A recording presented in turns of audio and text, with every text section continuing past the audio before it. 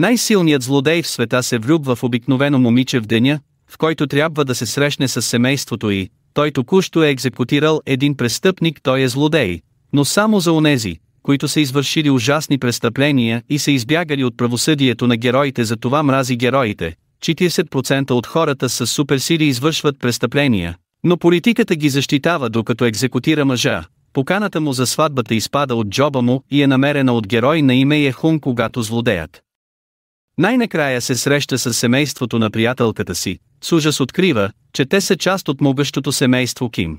Род на велики герои, както съдбата би пожелала. Ехун, човекът, който е намерил поканата, също е част от това семейство и Ехун подозира, че това е капан, но запазва мълчание по-късно, след като семействата се запознават. Ехун го конфронтира, показвайки му сватбената покана и разкривайки, че знае истинската му самоличност. Напрежението нараства и всичко е на път да се обърка, когато злодеят внезапно получава спешно съобщение. Хората му са отвлекли семейството на приятелката му без негово разрешение. Злодеят се втурва да ги спаси, преструвайки се, че се бие с собствените си хора. По чудо успява да спаси приятелката си и семейството й, а иронично в очите им той се превръща в герой.